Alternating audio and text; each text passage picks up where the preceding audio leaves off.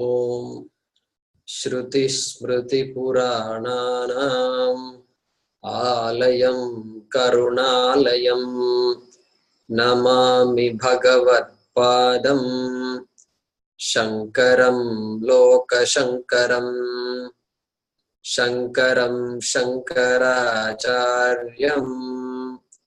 केशवं बादरायणं सूत्रभाष्यकृतौ वन्दे भगवन्तौ पुनः पुनः ईश्वरो गुरुरात्मेति मूर्तिभेद विभागिने व्योमवत् व्याप्तदेहाय दक्षिणामूर्तये नमः। सदाशिवसमारम्भां शंकराचार्यमध्यमाम् अस्मदाचार्यपर्यन्तां वन्दे गुरुपरम्पराम्। ॐ सहना भवतु सहनौ भुनक्तु सह वीर्यं करवावहै तेजस्विनावधीतमस्तु मा विद्विषावहै। ओम शांति शांति शांति। ओम वासुदेवेन्द्र योगीन्द्रं नत्वा ज्ञानप्रदं गुरुं मुमुक्षूणां हितार्थाय तत्त्वबोधोऽभिधीयते।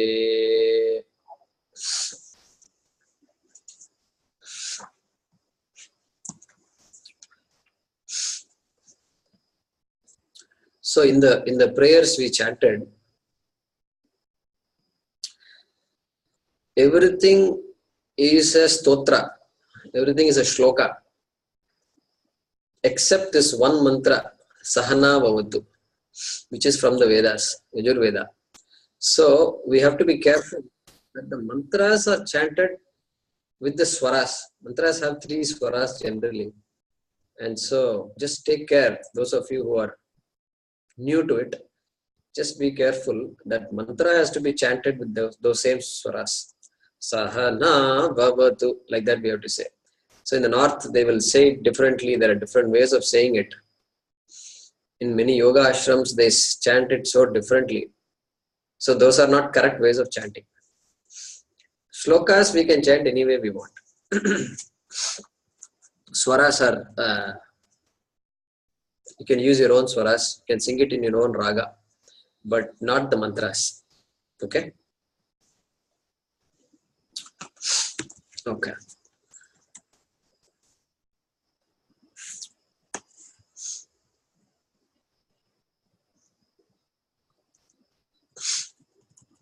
So we will chant the Tattvabodha from the beginning till where we completed. So let's see, maybe I'll unmute Kedarnath.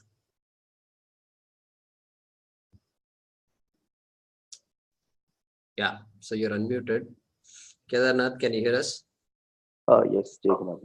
Okay, we can hear you also. So just repeat after me.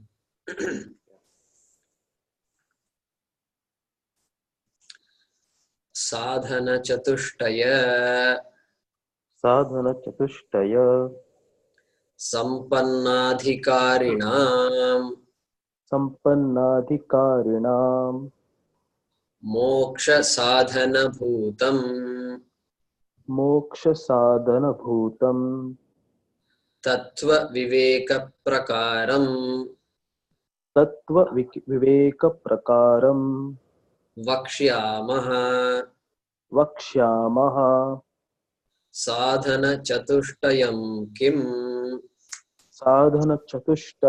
Kim Nitya Nitya Vastu Vivekaha Nitya Vastu Vivekaha Iha Mutrartha Phala Bhoga Viragaha फलभोगविरागः शमादिषट्कसम्पत्तिः शमादिषट्सम्पत्तिः शमादि शमादि षट्क चटका सम्पत्तिः सम्पत्तिः शमादिषट्कसम्पत्तिः शमादिषट्सम्पत्तिः मुमुक्षुत्वम् मुमुक्षुत्वं चेति चेति नित्यानित्यवस्तुविवेकः नित्यानित्यवस्तुविवेकः कः कः नित्यं वस्तु नित्यं वस्तु एकं ब्रह्म एकं ब्रह्म तद्व्यतिरिक्तम् तद्व्यतिरिक्तम् अन्यत् सर्वम् अन्यत् सर्वम् अनित्यम् अनित्यम् अयमेव अयमेव नित्यानित्यवस्तुविवेकः नित्यानित्यवस्तुविवेकः विरागः कः विरागः कः इह स्वर्ग इह स्वर्ग भोगेषु भोगेषु इच्छाराहित्यम् इच्छाराहित्यम् शमादि षट्क संपत्तिः का शमादिषट्क सम्पत्ति कः का का शमः शमः दमः दमः उपरमः उपरमः तितिक्षा तितिक्षा श्रद्धा श्रद्धा समाधानम् समाधानम् चेति एति शमः कः शमः कः मनोनिग्रहः मनोनिग्रहः दमः कः दमः कः चक्षुरादि चक्षुरादि बाह्येन्द्रिय निग्रहः बाह्येन्द्रिय निग्रहः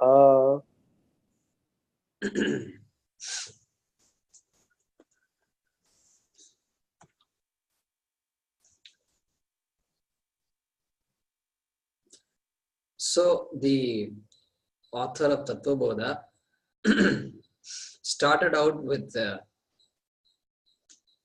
mentioning briefly that sadhana chatushtaya sampannadhikarinam. I am writing this text for the people who are endowed with fourfold qualifications, who are ready in a way. Like that he started. So now by asking questions, the author is explaining. Perhaps not explaining, stating it. So we are explaining it, but the author is stating it. So he says, so he started with sadhana chatushtayam, and he asked, what is the question? What do you mean by sadhana chatushtayam? Then vivekaha, viragaha, and shamadhi shatka sampattihi, and mumukshutva. He stated it. Then he now asked the question, viveka kaha, what is viveka? We saw that nitya nitya vastu vivekaha.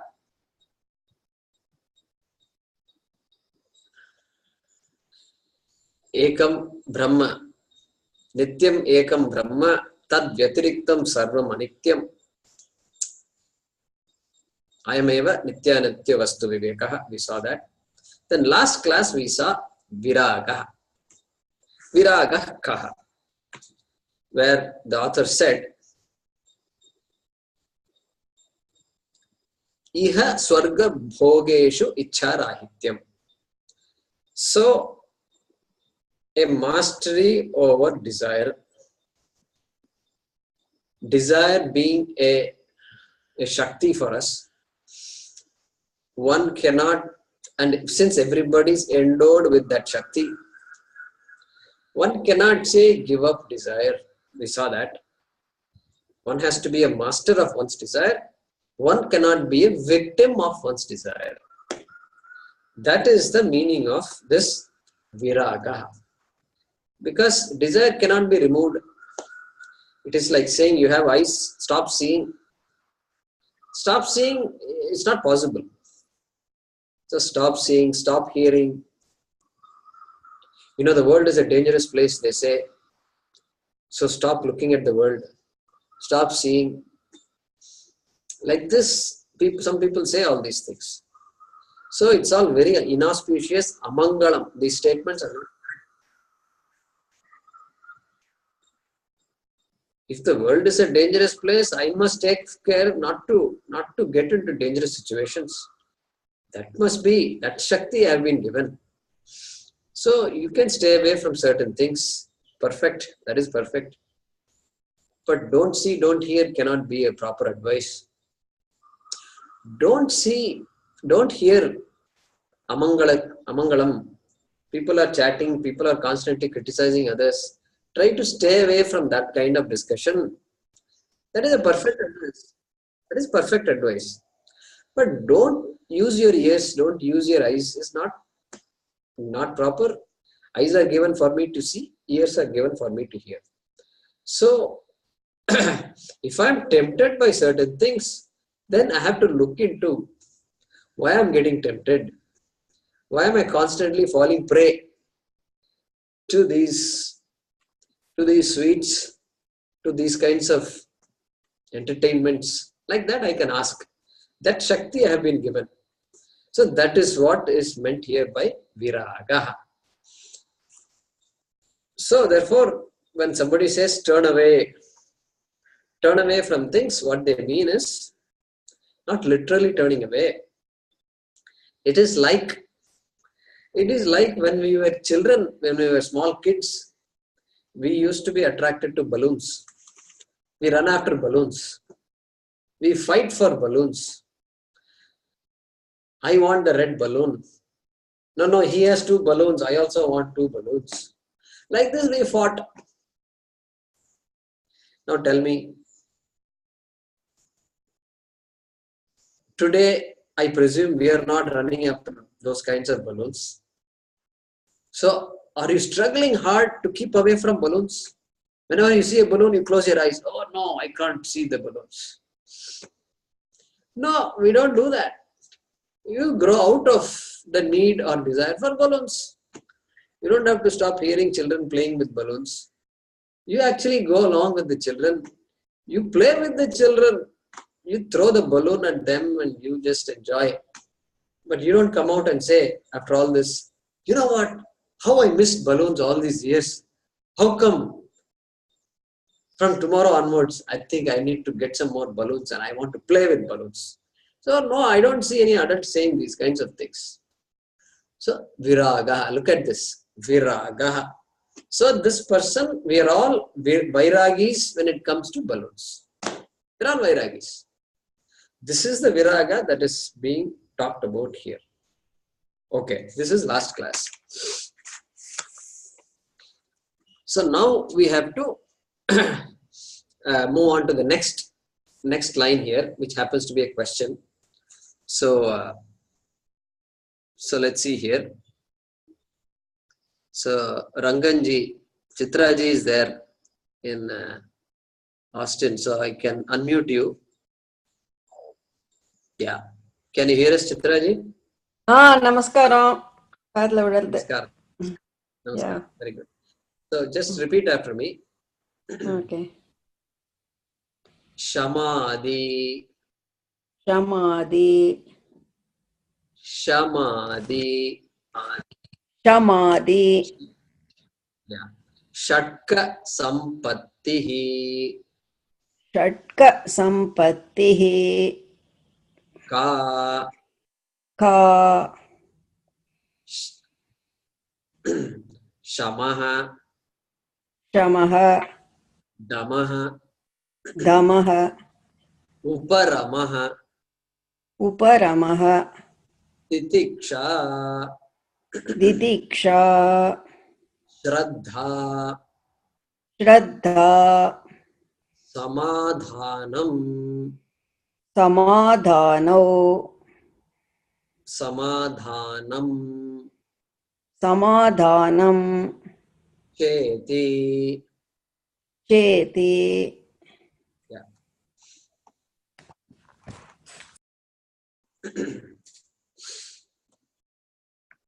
So when we do this, I'm doing it so that all of you can also repeat along with us. And I'm unmuting just one person, because if I unmute everybody, what happens is there is the system is not able to. It just presents a mixed up voice and it becomes incoherent. So that's why I'm doing this. Okay. So here the author, she's asking a question. Shamadi Shatka Sampatti Ka. By now you understand Kaha, Ka, these things means what.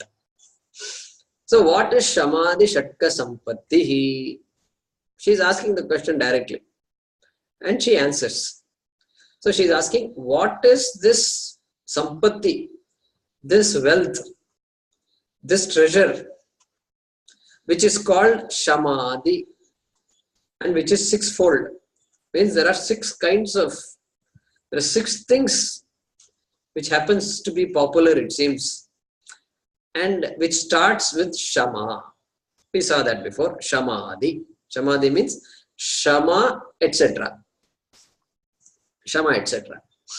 So that's a typical, in Sanskrit you will find this Adi, the word Adi being used, and which literally means etc. Now Adi actually is not etc. Adi means first. See, Adi Bhagavan, first God. You know, Adi Deva, Adi Murti, like this we say. It means the first. Adi is actually first. But the meaning of Shamadhi is, in Sanskrit, a group in which a group of items in which Shama is the first item. That is the literal translation of Shamadhi. Okay. So a group where Shama is first means what in English? How do you translate? We just say Shama, etc. That's all. That's what it means. Okay. So Adi does not mean etc. Adi means first, but when we translate it, it comes out like that. Okay. All right. So he has now enumerated all the six in this group Shatka. What are those? He says Shamaha. Then he says Damaha, Uparatihi, Titiksha, Shraddha, Samadhana. So is there six? Right now we counted six. Just a little bit of Sanskrit. You know, Shamaha is the Sanskrit word, but here it says Shamo. If you noticed in the text, it will say Shamo. Correct? Yeah, Shamo it says. So that is just a Sandhi. We have not, in Sanskrit classes, we study Sandhi. And so this Visarga, these two dots when you see in Sanskritam, it is called Visarga. Visarga. And that Visarga undergoes some transformation depending on what is the next letter, the following letter. So in this case, the following letter is the, which is a soft consonant. And if a soft consonant follows a Visarga, there is a rule that says the Visarga will become O. That's the rule. So that's why this Shamaha became Shamo. But when we break and chant, so when we chant together, it becomes Shamo, Dama, Uparamas, Titiksha, like that it goes. But when we break it, then we have to say Shamaha, because the actual word is Shamaha. We can't say Shamo. Generally, we won't chant Shamo. Shamo, if you are going to continue, Shamo Dama, like that. Otherwise, Shamaha. Likewise, Damaha. When the Visarga is followed by a vowel, This U is a vowel. Uparamaha, U is a vowel. So then there is a rule that says the visarga drops. Visarga drops. So the damaha, this visarga drops, therefore dama remains. Okay. So that is why you have these things. So when we generally chant like this, don't get confused. So we split shamaha, damaha, like that you will hear. Okay, that is just some language. Shamaha. Shamaha means an inner composure. An inner composure. Somebody is sthiram, is not carried away by things, has some poise. That is what is shamaha. We're going to see that more later. Then damaha. Damaha is a mastery of our sense organs and our organs of action. So we can use our sense organs and we also restrain our sense organs. We have the capacity to do that. We will say that's enough. When we say that's enough, that is called dhamma. Okay? Dhamma. Good. Then uparamaha. Uparama is observance of one's duties. All of us have duties in life, and depending on the role we are playing, and that role is called, playing that role properly is called uparamaha. Okay. Then titiksha. Titiksha is endurance. Sometimes they will use the word forbearance. Ability to put up with inconveniences, understanding that these inconveniences are temporary. That is the meaning of titiksha. Shraddha.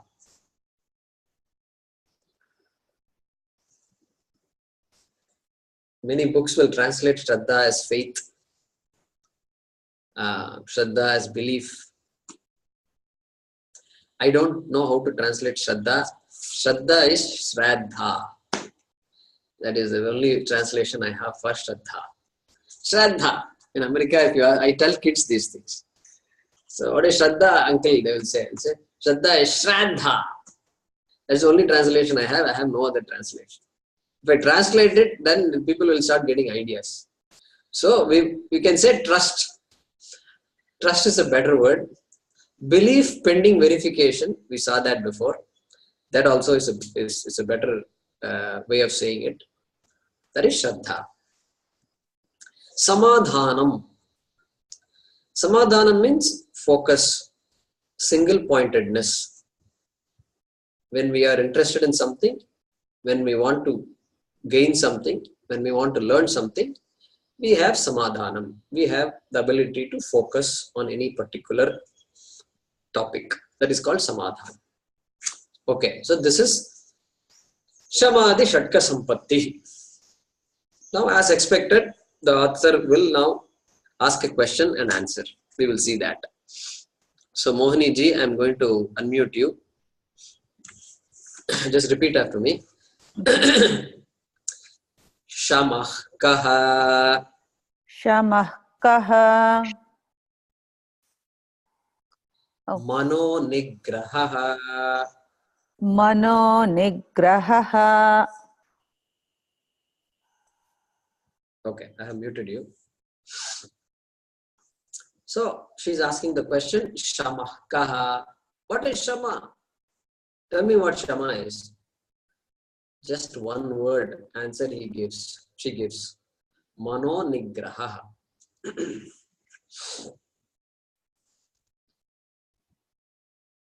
Mano, we already recognize that word. Mana is there here now.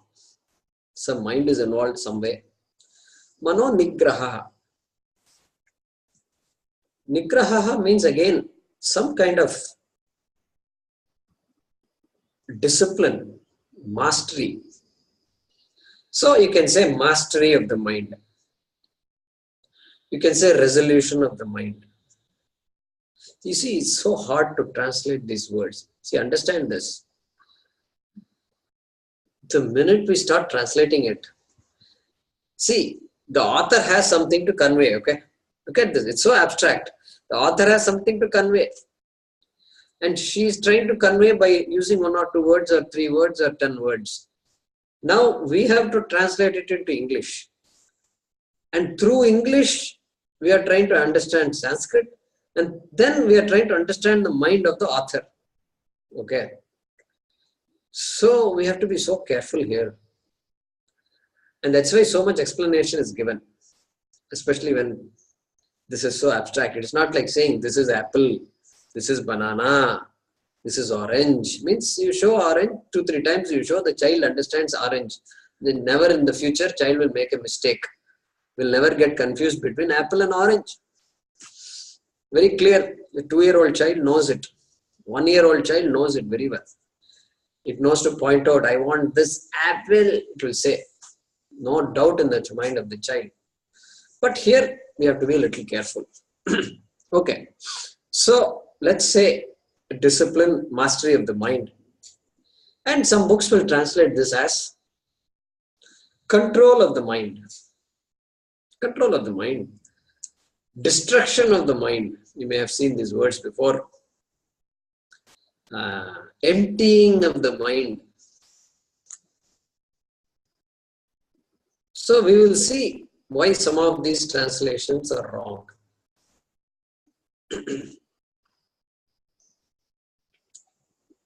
We looked at the differences between animals and human beings when we studied Purushartha. We see so many animals with so much ability. There are bats. There are bats which can, they are blind. Bats are blind. They use this sonar to identify targets and to fly. They're constantly using sonar. I suppose sonar was invented by studying bats. So they are able to fly. They are able to recognize what is the target. They are able to hone in on plants, on leaves, on fruits. And they can even, through that sonar, they can identify a ripe fruit from an unripe fruit. Kacha versus pakka, they can identify. That ability they have. This small little bird can do that. Then dogs are there,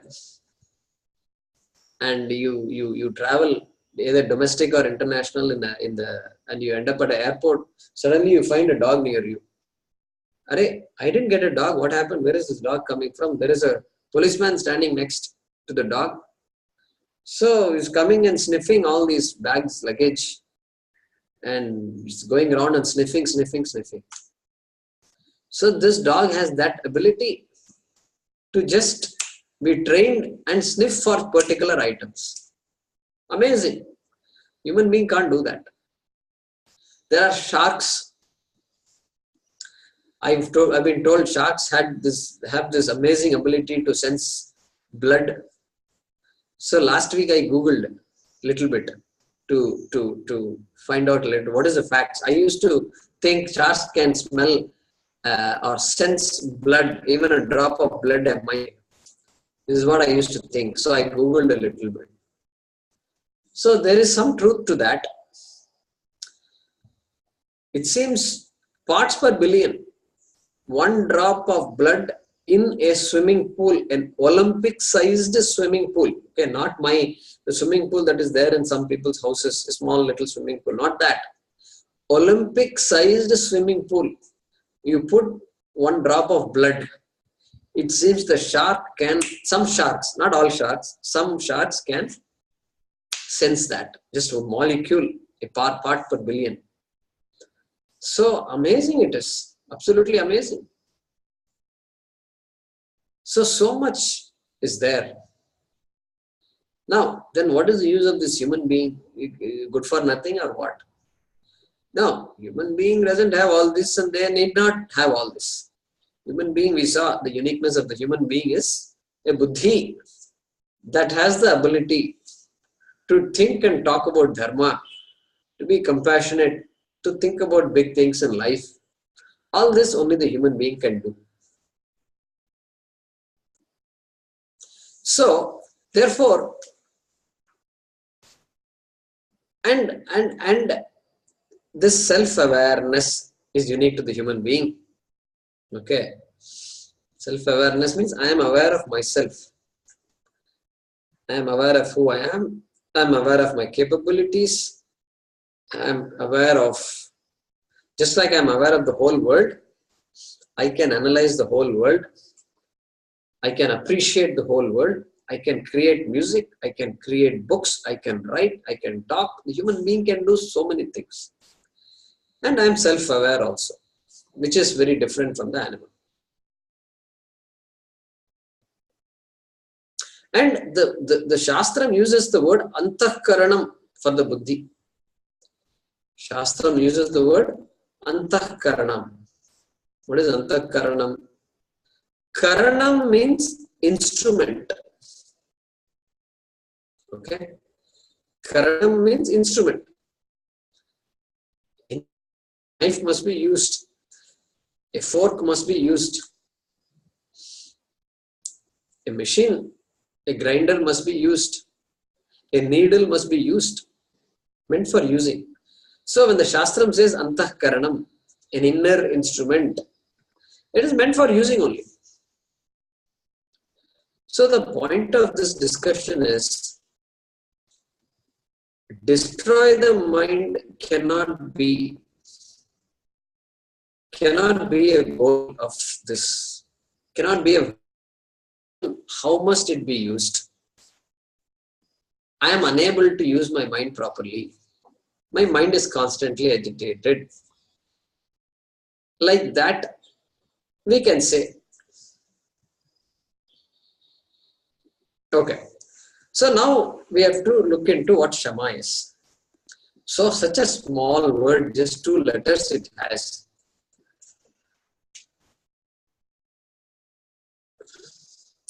First aspect of shama is understanding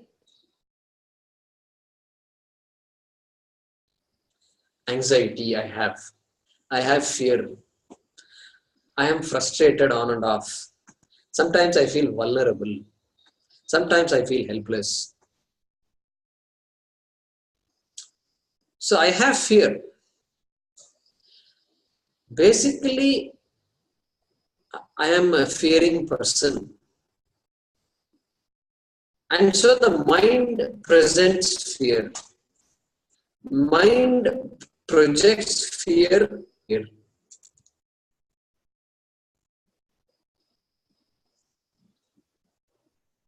I am anxious. On and off, I become anxious. So I am given to anxiety. And so the mind projects anxiety on these situations. Because otherwise what will happen? I will say I am always an anxious person. So I can say that. I may say that. So understanding these emotions, that these emotions are not bad per se, is the first step in shama. They are there. And second step will be to accept those emotions. Accept those emotions. I appreciate that there is a need for these emotions. They are all given for a particular thing. Love is an emotion. Compassion is an emotion. Courage is an emotion. Fear is an emotion. Anxiety is an emotion. All these are emotions. I don't have to be afraid of my emotions. This is the second aspect of shama, which is accepting emotions as they are. I may not know the reason why I'm becoming anxious. I may not know the reason why I seem to be afraid of, but I accept them. Very important. Accepting emotions is very important. Okay, second step. Second aspect of shama. Third aspect of shama. Not labeling the emotion, not labeling the mind.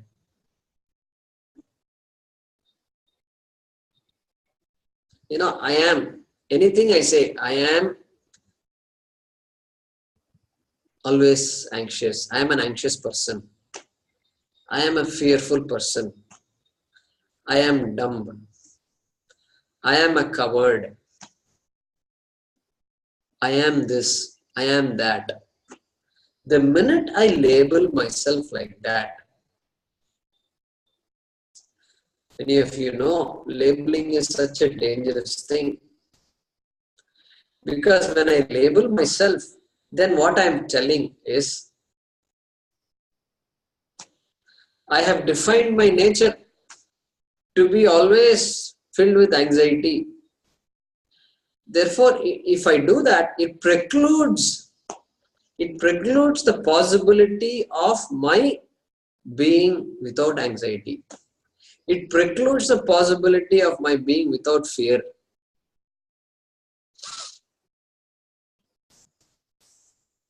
So I am not giving myself the opportunity to say, no, I can also be free of these unpleasant emotions. So labeling, very important. Very important. See, when I first went to America, I heard that some people, when I used to have conversations, they used to say, I am not a math person. They used to say that, I am not a math person. And somebody said, I am not a name person. Okay.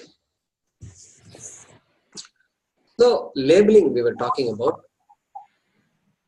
So they used to say that. I never heard this kind of statement. I am not a name person. Somebody could not recall my name or something like that. So immediately she said, I am not a name person. I don't remember names. So I am not a math person means what? She's trying to tell me I am not good in math. Okay, we don't claim that we are all good in math. So many of us are not good in mathematics. But when they say I am not a math person, I am not a people person. I am not a people person. I'm not a people person means what? The implication is she's trying to tell us, I don't know how to relate to people that well. Okay, maybe that's what she's trying to say. So when we label ourselves, we get into problems because sometimes we use it as an excuse. I'm not a people person. That means what? So I can behave as I like with all of you. This is what I mean. This is I'm giving myself a license. So I can shout at you because I'm not a people person. Not acceptable. Not acceptable. I'm not a math person. So what? You go to the store and they say it costs 45 rupees. I give him 100 rupees. I must know. I must get back at least 55 rupees. This much I know. Everybody in India knows all this. Little bit of negotiation also they know. All kids also know all this. And I can't say I'm not a math person, so I came back home with only 30 rupees. No husband or wife will accept this kind of stuff. The wife will slap this fellow. I said, what kind of guy is it? How are you going to take care of this family? This is not acceptable. So this I am not a math person is not acceptable. So labeling, third aspect we are trying to say, very important. Labeling is important because we do label ourselves. And when we label ourselves, we are disadvantaging ourselves. We are putting ourselves in a bracket. We are putting ourselves in a pit from which we cannot get up. So never label. Okay, I have fear, I have anxiety. There is a reason for it. And there are ways, there are means to help myself. come out of this trap. If I think it is a trap, I can come out of the trap. Okay, that is the third aspect, which is not labeling. And see, when I say emotions are there is a reason. And a little bit of psychology is good to understand. See, when I grow as a child, I may have suppressed a lot of emotions. Family situations may have been in such a way that there might have been trauma at home. And the body has a wonderful capacity. The child cannot handle trauma, especially emotional trauma, it cannot handle. Even physical trauma, some injury has happened, some bone has broken or something. The person is not able to handle it. So what the body does, it makes the person unconscious. Amazing. Look at this defense mechanism.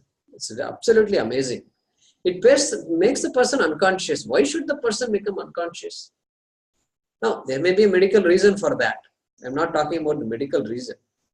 But the person is prevented from observing the blood flowing right now. The person is prevented from being aware of this accident. And the person is just lying like this. And so temporarily, the mind is prevented from being aware of these things. Wonderful defense mechanism. So like that, when there is emotional abuse at home, Swamiji talks a lot about these things. When the parents are abusing the children, parents are abusing each other, physical violence, whatever happens, it's very traumatic to the child. A child cannot handle it. The child looks at it and just becomes vulnerable. Because for the child, the parents are the source of stability. And if the parents themselves are behaving like this, the child doesn't know what to do. So unstable trauma creates that vulnerability. And the next day, the child goes to school and the child appears so normal. And the child is smiling and playing and saying hello and this and that. How the child can behave like this when so much trauma is there at home? That is because the mind has the ability to suppress that trauma, push the trauma into the background, into the unconscious, and keep it there. Keep it there so that the child can deal with its life, normal life. But then this unconscious has to come out. And so it comes out sometimes. And therefore, sometimes we feel, hey, there is no cause for fear. Why am I afraid now? If you have that feeling, it is because that unconscious is releasing that suppressed fear from the past. I shouted at somebody just now. I snapped at somebody. But then I look back and say, there's no reason. Why did I shout? I'm sorry. I shouldn't have done it. Why did I do it when I shouldn't have done it? That anger has been suppressed from the past. Somewhere I was a victim and the anger had been put in the background. And that background emotion is coming out. A simple reasoning psychologists will give for some of these emotions, very important to understand.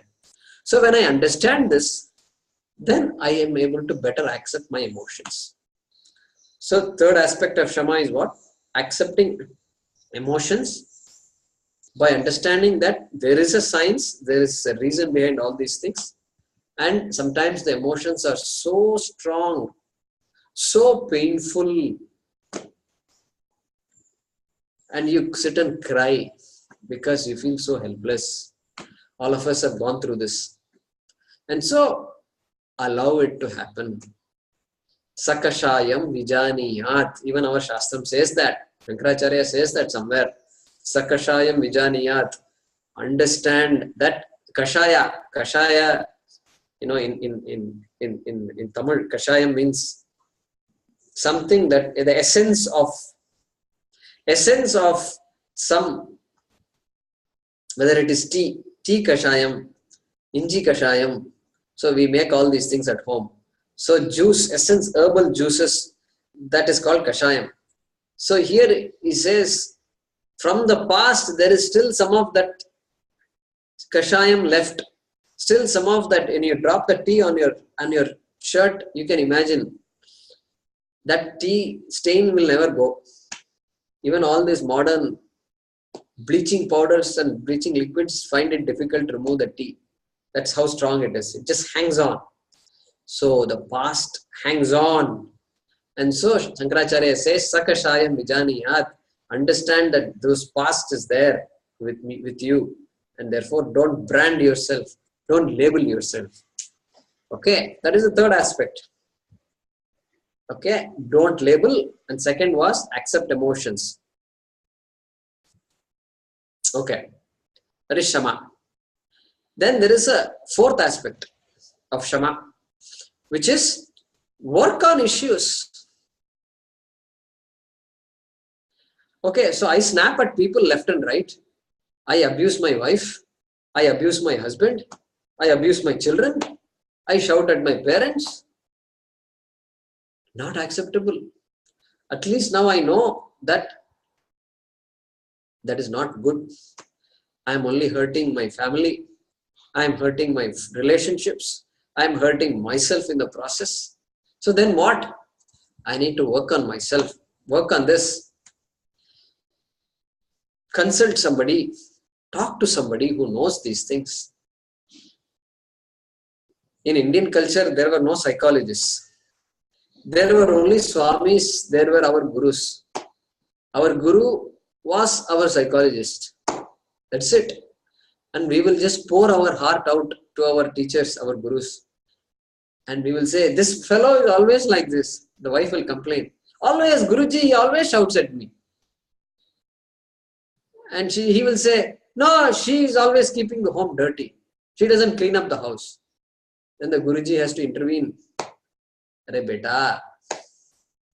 Okay, what house is dirty means what? Is house really dirty? Unhygienic? No, it's not unhygienic. Then what? No, some stuff is hanging on the TV. There is some stuff and this and that. Okay, there is some stuff on the TV. What is wrong with that? Is there a rule that there should not be any stuff on top of the TV? No, there is no rule like that. Then what? Yeah, Guruji, you're right. So some Guruji has to come and solve all these things.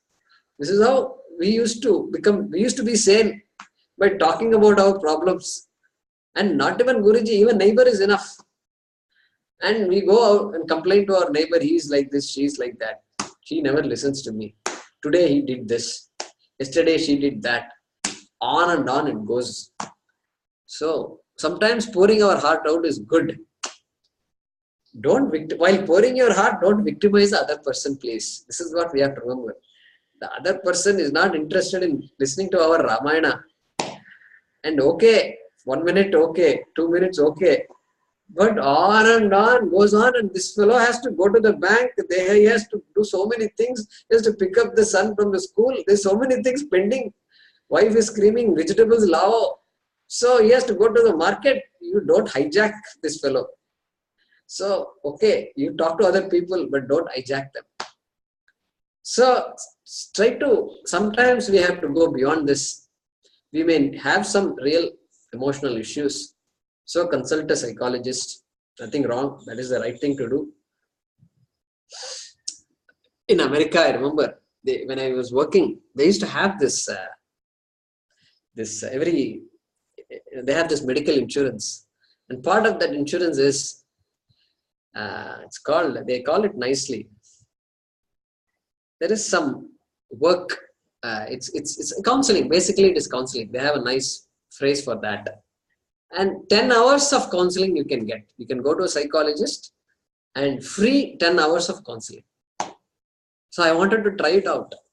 So I did. I found a nice psychologist.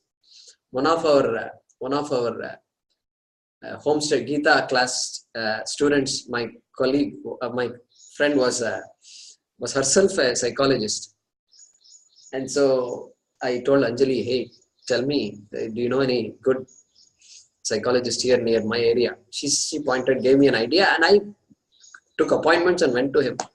So I spoke about my problems to him, and he used to ask questions, and he was carefully listening and all that. So very useful it was. It pointed to some of the things I needed to work on. And it pointed to things where I was blaming myself a lot. Look at that. We all blame ourselves too. Guilt, blame.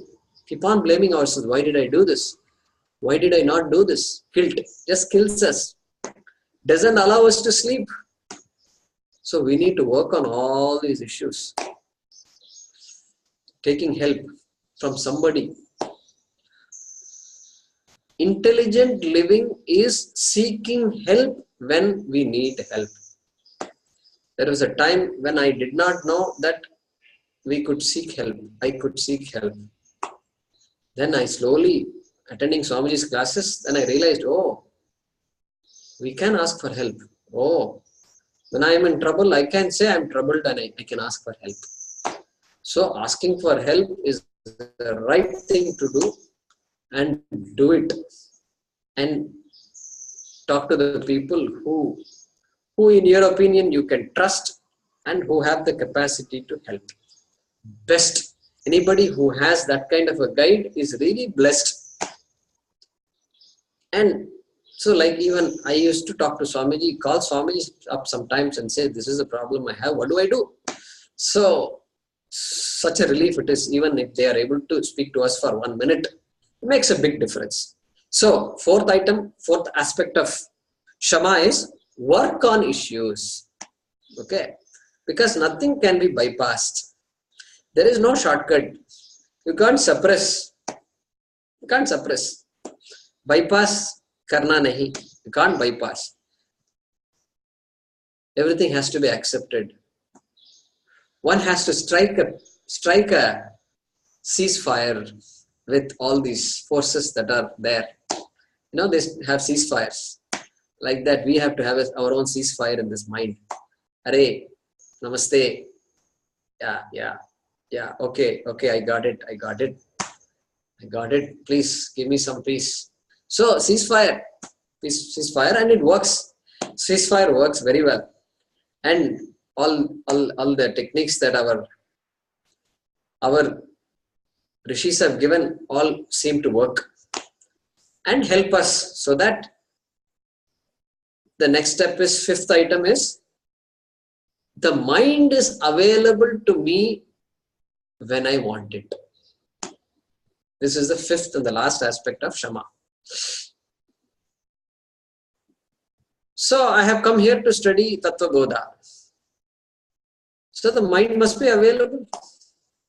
After all, 1 hour a week. Can I concentrate for 1 hour a week? Or is my mind wandering? I'm thinking about work. Work is always going to be there. Family is always going to be there. Children are always demanding our attention. Finance issues are always going to be there. How am I going to be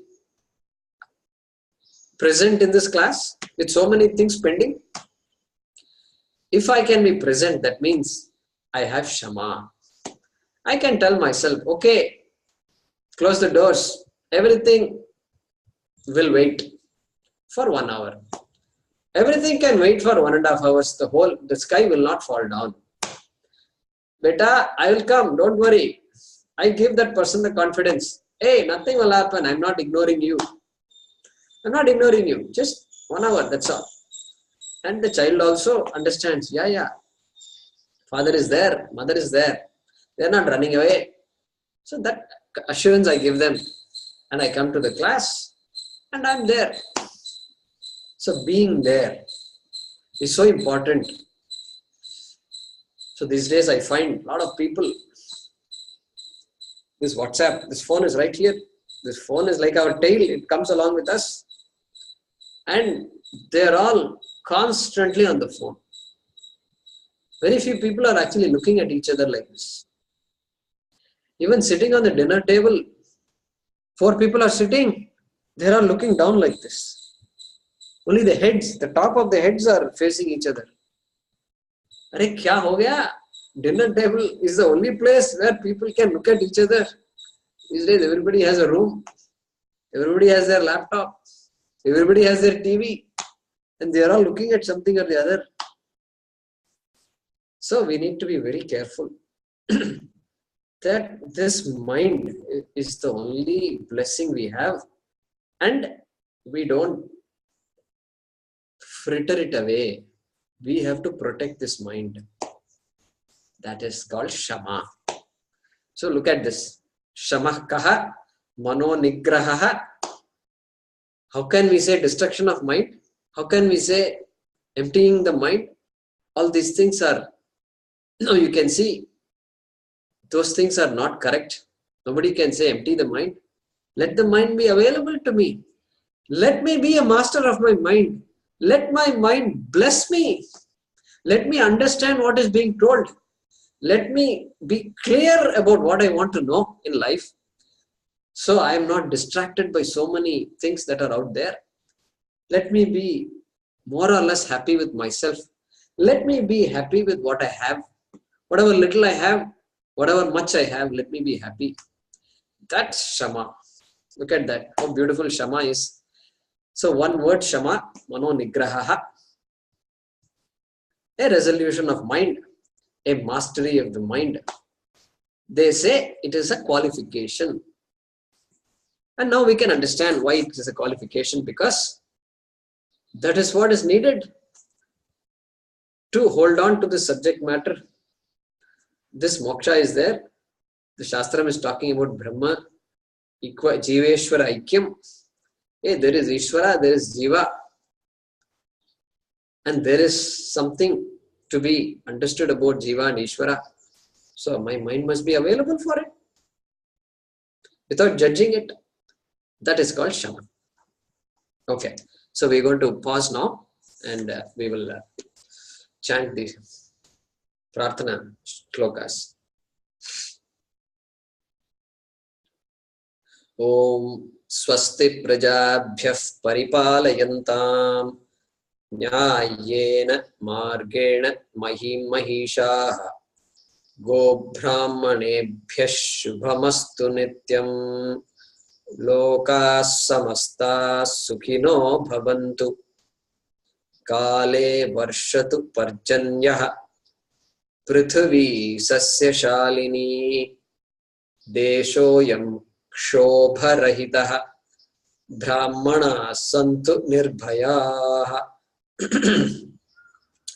Sarve Bhavantu Sukhinah Sarve Santu Niramayaha Sarve Bhadrani Pashyantu Ma Kaschit Dukkha Bhag Bhavet Asato Ma Satgamaya Tamaso Ma Jyotirgamaya Mrityor Ma Amritangamaya Om Purnamadah Purnamidam Purnat Purnamudachyate Purnasya Purnamadaya Purnamevavashishyate Om Shanti Shanti Shanti Harihi Om Shri Gurubhyo Namaha Harihi Om.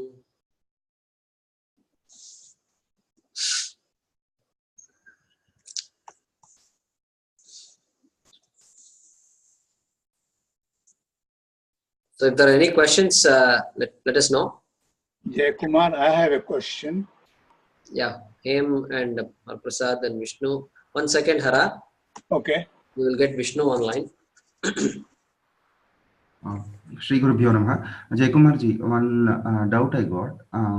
What is the relation between shama and the state of sthita prajna? Because meaning sounded many things similar, but why are they two different words, and what are the differences? What is the relation between those two? Thank you. Yeah. So, shama is a preparation to approach the shastram. I need to have shama so I can appreciate the shastram better. Sthita prajna is the end result of studying the shastram. End result of studying the shastram. When I appreciate that I am the whole, when I appreciate that there is no reason for fear, there is no reason for this being alienated. I feel so alienated now, but when I recognize there is no reason for alienation, then what I have is called sthita prajnatvam. Okay? That is sthita prajnatvam, where there is really there is no anxiety. It is not, see, shama is an emotional mastery, remember. Whereas sthita prajnatvam is a mastery gained of knowledge. Yeah. So it's the kind of end result. That's the end result. Yeah. Correct. That's the end result. Shama is a preparation. Okay. Shama is taking care of the basics. Shama is being reasonably smart about ourselves. Shama is saying, hey, I don't want to beat my mind all the time. I don't keep whipping my mind, you're no good, you're no good. That's not, I can't do that. I can't afford to do that. That is Shama. Yeah, it makes sense. Yeah. Okay, Haraprasad, I have unmuted yourself. Yeah. The third in Shatka Sampatti is Uparama and Uparati are the same. Yes, Hara, Uparama and Uparati are the same. Correct. Okay. Thank Correct. Yeah. Okay, I think Hem had a... Okay, I have unmuted you, Hem. My question is, what is the difference between manaha and chittaha? So, a bit low in audio. Say again. Can you hear me now? Yeah, much better. Yeah. So, what is the difference between manaha and chittaha? What is the difference between mana and chitta? Okay. So, so you can unmute, you can mute yourself. So, they are sometimes synonyms depending on the context, and sometimes they are not synonyms. Chitta means something entirely different.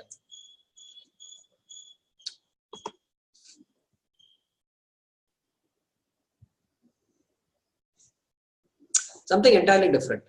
Chitta refers to consciousness.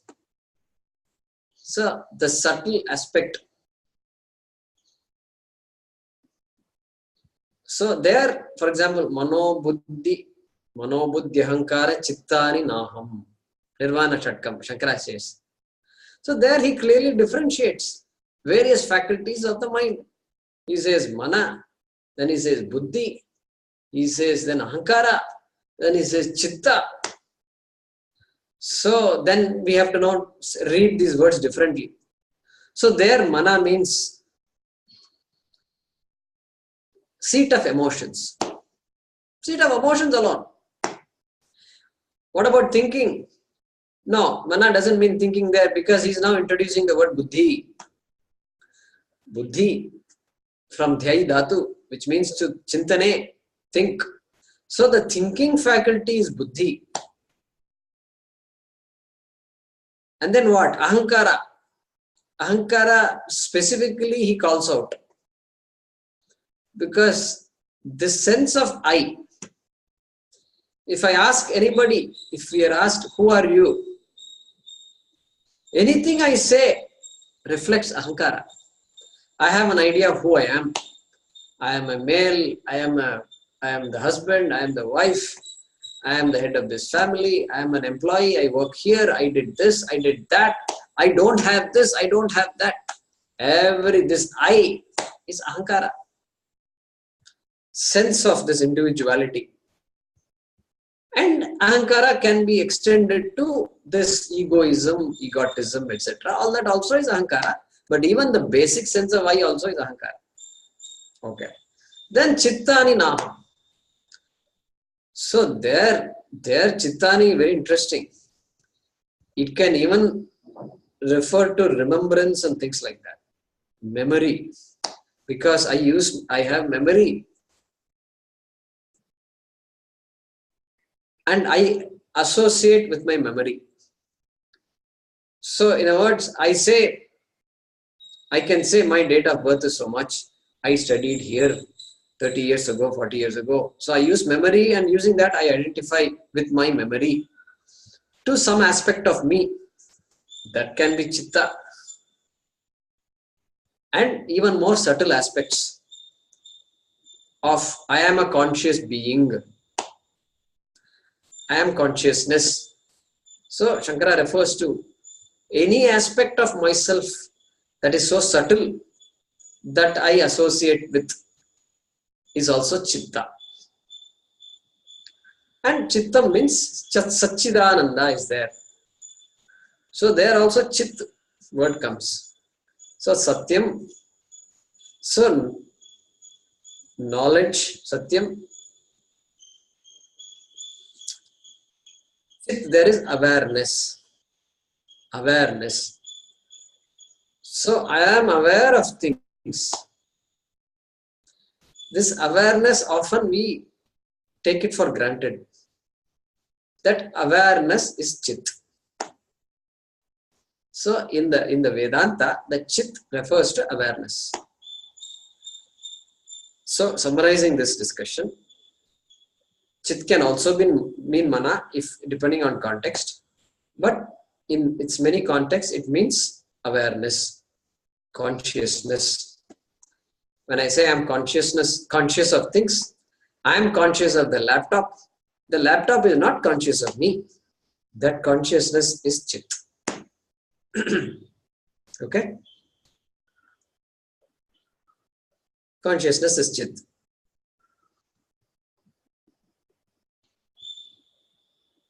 Any doubts there? Yeah, so now, so if Chitta is consciousness, then what is the difference between Chitta and Brahman? Yeah, so that's what we need to study. That's what we're going to study. And so Brahman is Chit. Chit is Brahman. See, the example we give is this. So we have to be careful here. Chit is Brahma in a certain context. Chit is Brahma.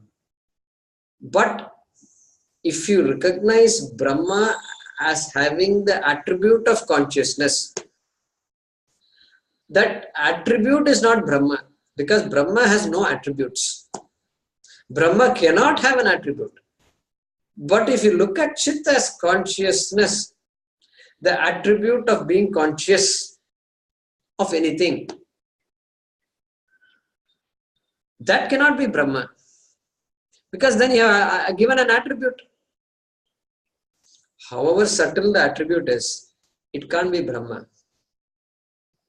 So we will say, so that distinction we have to make.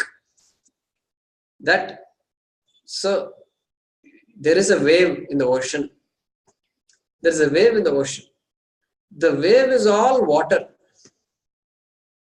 The wave is water because no part of the wave, you can't point to any part of the wave and say this is not water. Every part of the wave is water. But water is not wave. Because water can't be wave, because if water is wave, then there should be waves in my kitchen. There should be wave. If I shed a couple of tears, then waves must be there. Because where there is water, there is wave. That is not true. Therefore, we say wave is water. Water is not wave. Very important aspect which we will study. This is a very critical aspect, central aspect of Vedanta. B is A is not B. This we will study more. Okay?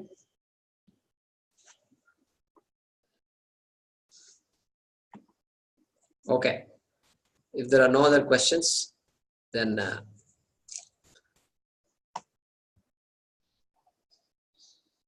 yeah, go ahead. Unmute yourself, name.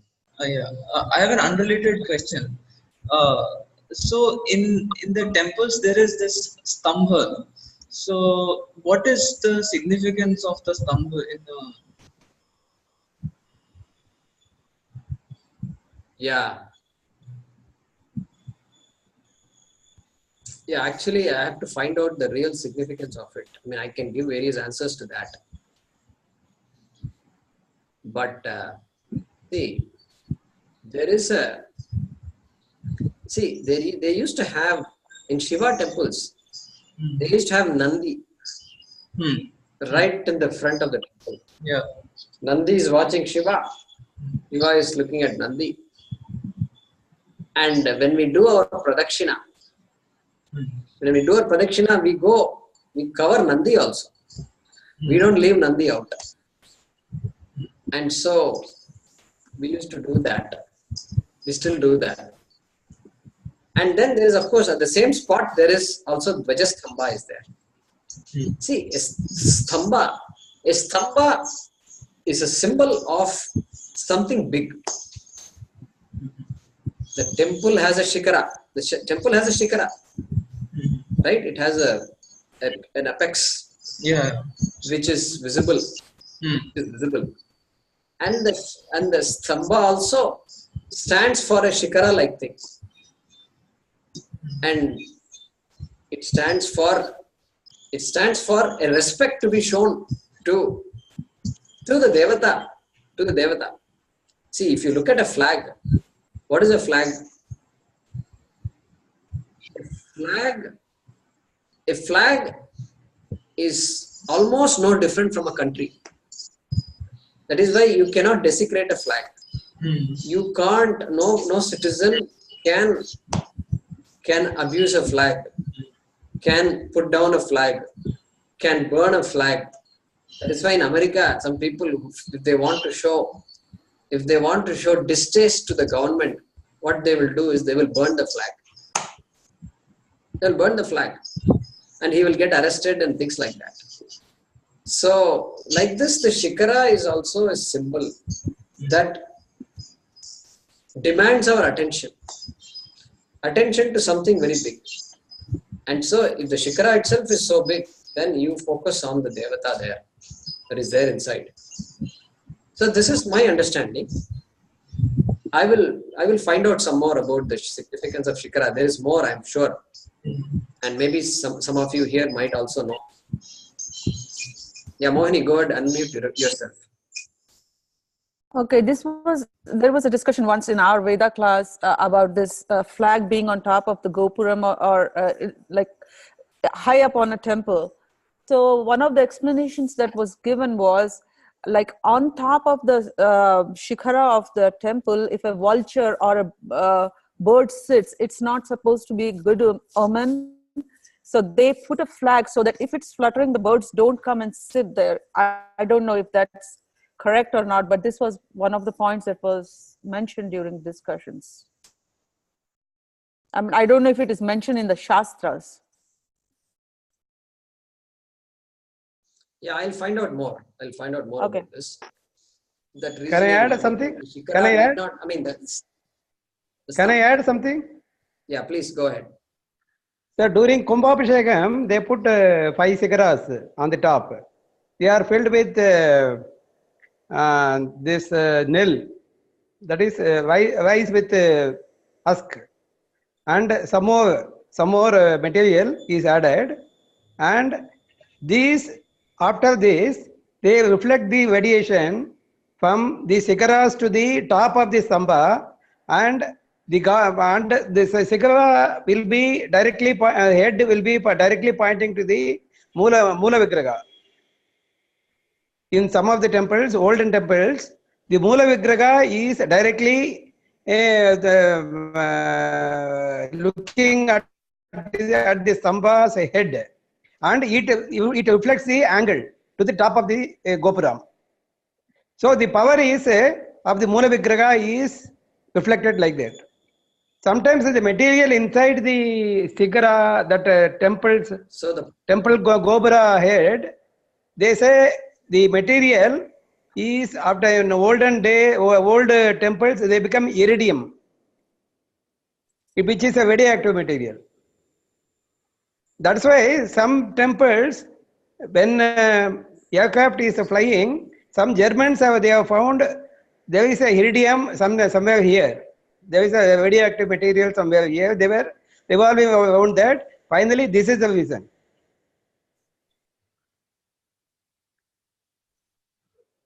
Also, there are two things. So, one is the significance significance is the power is radiated from to the top, so that the entire village gets benefited. of the this is this what you just said is the significance of the shikara, correct?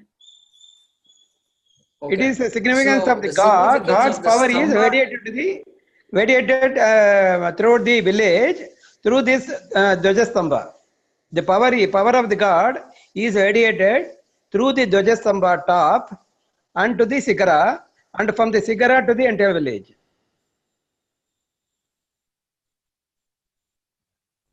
Okay. So shikara. So when you refer to shikara, you mean the shikara that is right on top of the Mulavar? No. Five. You see five kumbhas. 5 kumbhas on the top of the Gopuram. You might have seen. Yes.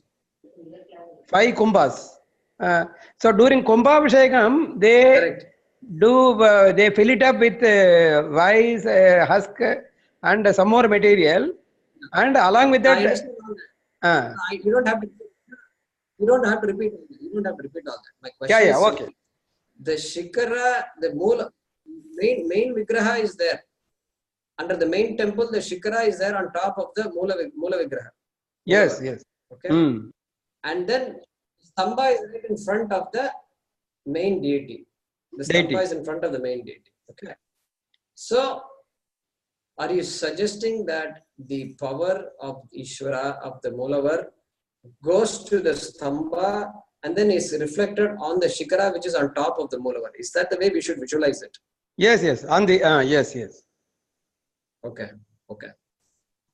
And there are sastras, and then some are very, very subtle.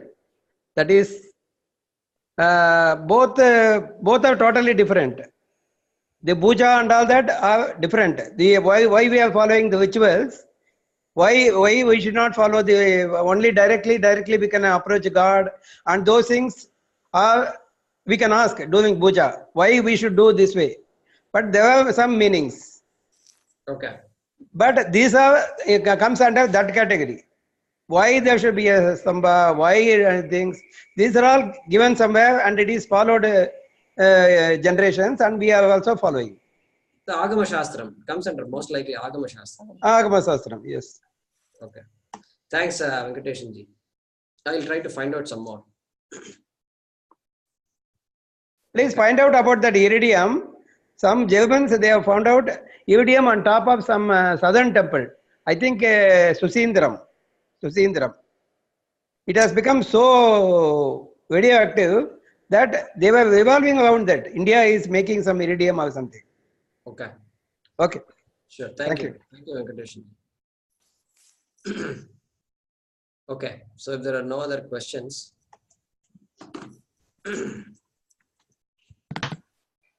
so I'll give you a quick update.